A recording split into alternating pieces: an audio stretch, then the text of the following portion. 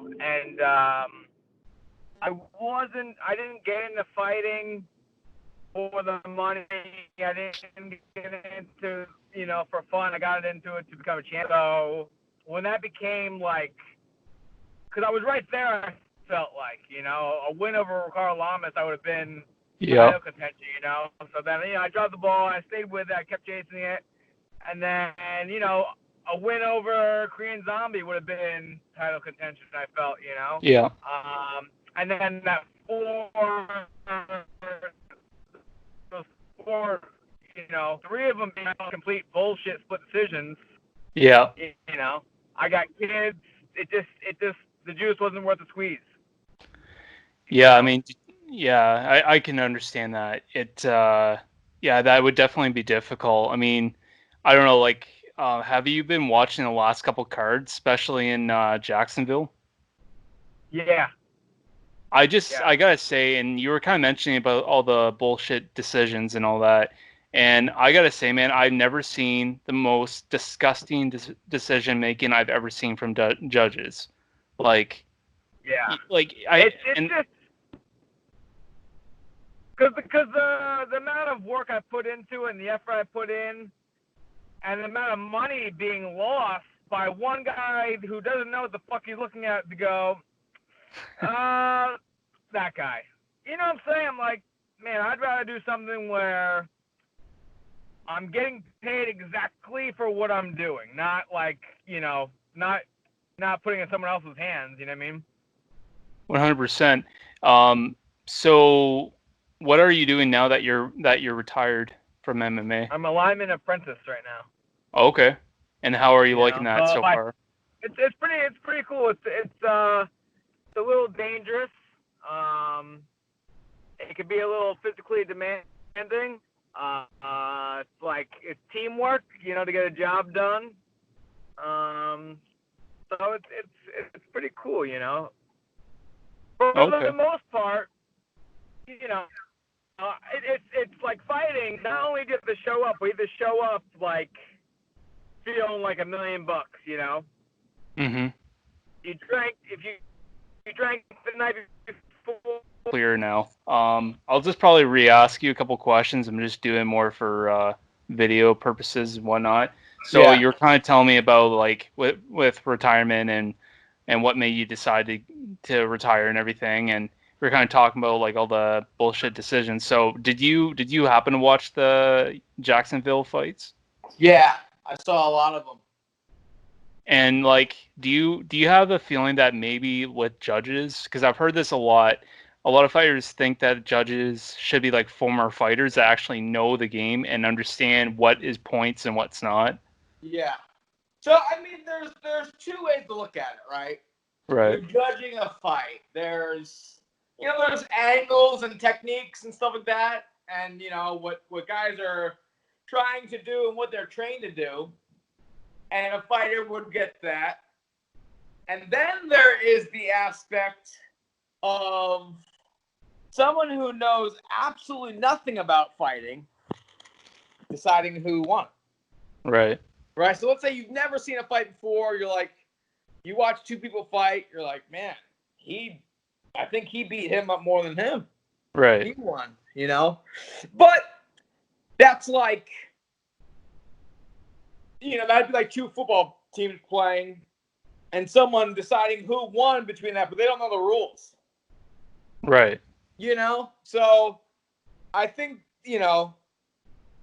former fighters being judges I think that, and I think more judges.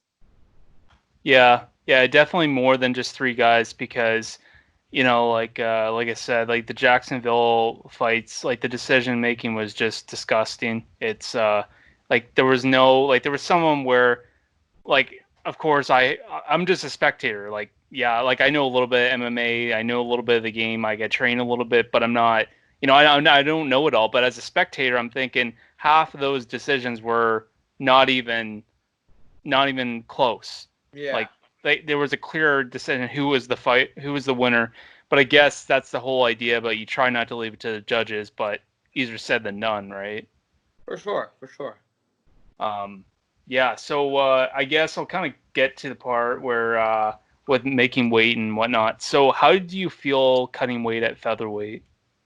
I mean, it sucked, but it was like for me, it was part of the fight. It took an extreme amount of discipline, a game plan, really.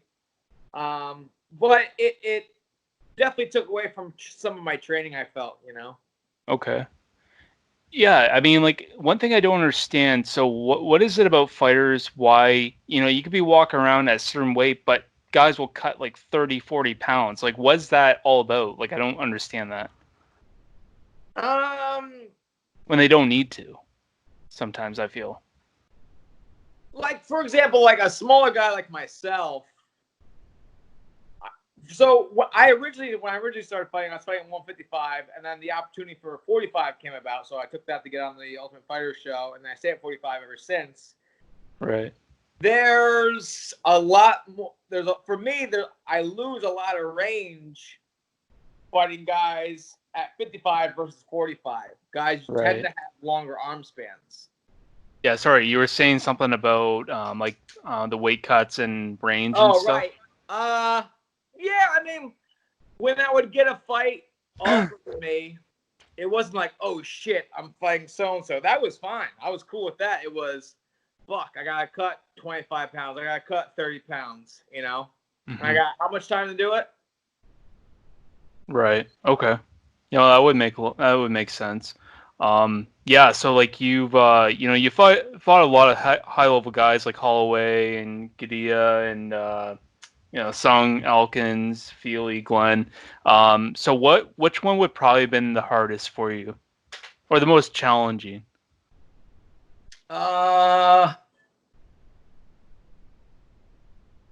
Probably the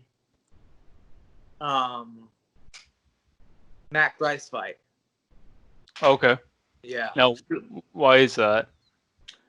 The dude wouldn't fall down. I had to use like every ounce of energy to, try and finish the fight. And in the beginning of the fight, I was in a ton of trouble, man. He had me mollywopped. I was on ice skates.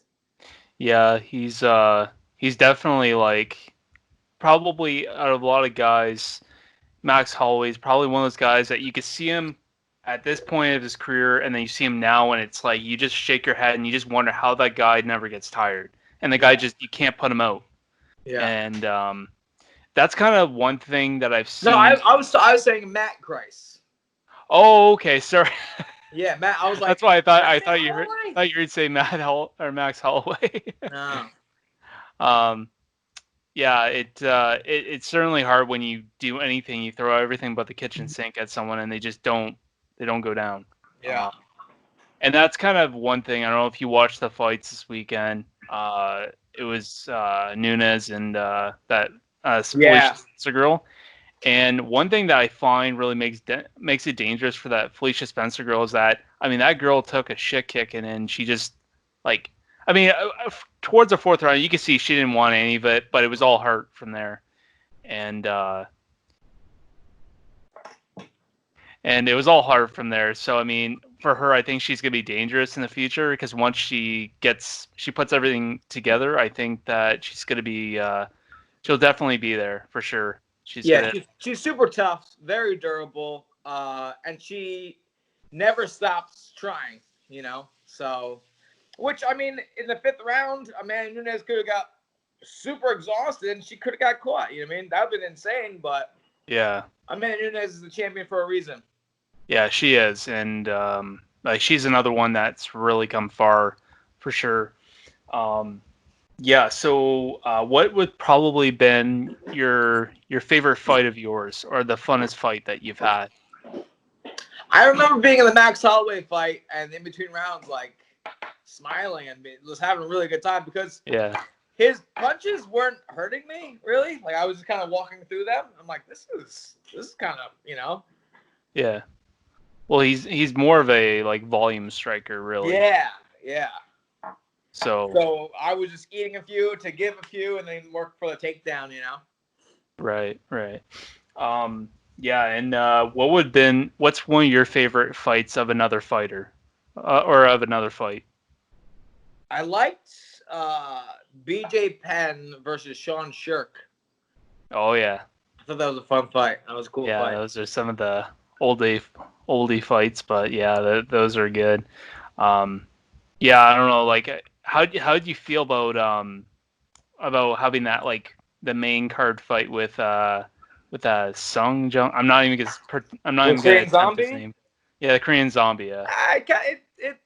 I mean, it was a lot of pressure. I did a nice job. I felt of like not worrying about where I was being. It was a showcase fight. It was Super Bowl weekend. I thought the fight got stopped earlier, but too early. But I understand the ref was trying to do their job and keep everyone safe. I just wish it would have played out different. Or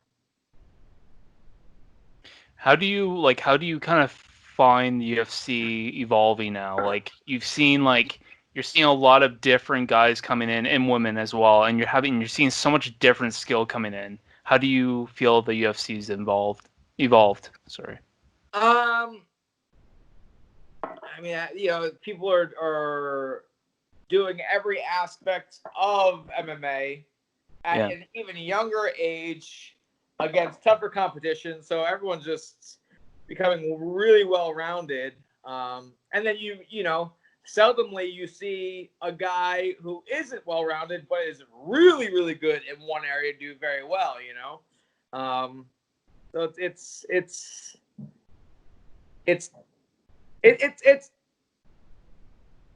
good and bad that everyone's getting better, but it stinks that you have to have an awesome personality or like an X factor about you why people want to see you fight versus you're a badass. Because everybody that fights in UFC is badass. So it has to be crazy hair or who you date or And that's it. I mean, and that's kind of what happened with Conor McGregor. He was kind of one of those guys that kind of came in and definitely changed the whole aspect, like with the trash talking. Because once he came in, you kind of saw a lot of guys like coming in and trying to do the same kind of thing, and you could see it was very forced. Like whether that be, I know a guy that you fought, Jeremy Stevens, like he kind of tried to get a piece at him at the one press conference, and you see a couple other guys trying to do the same thing, and just, I think it just, if there's gonna be trash talk or if there's gonna have some kind of personality, it should feel raw. It shouldn't feel forced, right. I think. Right. Yeah. And I mean, of course, you got to understand, I think people need to understand is that, some guys, it's all about hyping up a fight. Why not try to get better payday out of it, right? Right. Trying to get more draws. So, I mean, there's that big UFC 252 card that's coming up. I don't know if you heard, but the fights have been made. But I got a couple names here, and then just want to know who you think is going to be the winner and why. Okay. So the first fight is the Usman and Burns. How do you feel about that one? I don't know, man. I mean, I think Gilbert Burns has more ways to win. I think he can, he can potentially submit Usman or potentially knock him out. Where I think Usman has more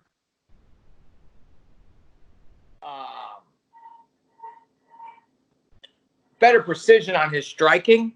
He's more accurate with his striking. He's also very long and keeps distance very well. He's very, very hard to take down, and he can take down a lot of people. So it's weird, and they're both my buddies, so it's a hard one to. Yeah. I've had them both on my show. It's one of those, I guess, may the best man win. I've trained with them both. I don't know the answer for that one. Well, it's definitely, I think it's going to be a really interesting fight because I believe they both train together at the same place, right? Yeah. So that'll be really interesting. I mean, so then there's the next one, Volkanovski and Holloway too. I think Volkanovski has Holloway's number. I agree. I think it's going to be a close fight. I thought the last fight was close. I think this fight will be even closer. Yeah. Well, I think Holloway's got to have to do something about the leg kicks because that's definitely going to be a factor with his movement. Yeah. Which I think Volkanovski, that was a good strategy, was to take out his legs. Which is surprisingly because the last couple guys that Holloway's fought, it doesn't seem like they really did a whole lot. Like Ortega, I mean, he got pieced up pretty bad, and I feel like he just tried to take him down the whole time. And then you have who was the last guy that fought him? I think it was Aldo, and Holloway just pretty much pressured him the whole fight, and that's worked to his advantage. But yeah, even Aldo, like he's known for kicks, and he doesn't kick anymore. I don't get it. Yeah, he's gotten away from him a little bit. Yeah, but yeah, and then there's the last one, and then Jan and Aldo. How do you feel about that one? I got Jan. Yeah, Peter Jan. Yeah, I've heard a lot of things. It sounds like, he's overrated. And it's like, well, I mean, the guy's got to like number 3 or number 1 position in the rankings, so he's doing something right. Yeah. He's a Russian gangster, dude. Like, legit. Yeah. Oh, I believe it. How do you feel about the whole idea about the kind of like the Russians and Chinese getting into the UFC? There seems to be a big following. Yeah, I think it's good. It definitely raises the talent pool. It makes the UFC on a higher market, so they could, get more money and stuff like that, and hopefully the athletes get paid more. Yeah, I think it's a good thing. That's good. Yeah, and I think that will definitely work in their favor. Now, I know that you've said that you've retired from the sport and everything, but let's just say in a dream comeback that you wanted to come back just for one fight, who would be your dream matchup for a comeback fight? At what weight class? Let's say featherweight and lightweight, so you get 2 fights. Okay. Lightweight.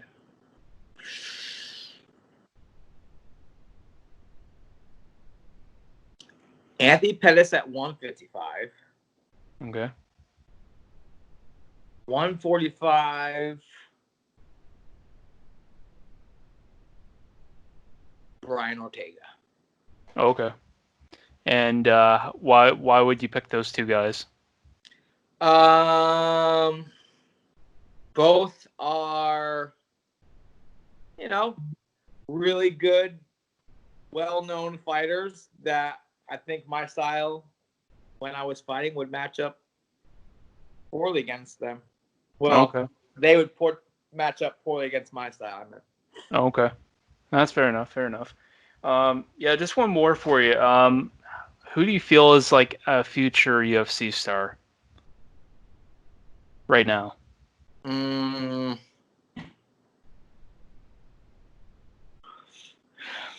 Either Peter Yan or who's that? The show? The Sugar Sean? Yeah, Sugar Sean. I was hoping you were gonna say that. I'm like, you can't miss that guy out. Yeah, I definitely feel like I find like the era of like kind of like long skinny guys is kind of coming into the UFC. Like you kind of see that with I think he's in featherweight as well. Magno Shepnapov, I think. That the guy, the Dagestani guy. I think yeah. Like you're starting to find a lot more of those guys coming in, and they're guys that know how to use their reach. Right. No, I mean I think with the Magno Shepnapov, I mean I think he needs to work on his cardio a little bit, but he's pretty skilled. But yeah, man, I just want to thank you for coming on here, taking your time to talk with me and talk about your career, and best of luck to you, and thank you, dude. Stay safe out there. I know that things aren't the best in states, so yeah. Yeah, man. So take care, man. Shake and bake, dude. Take it easy.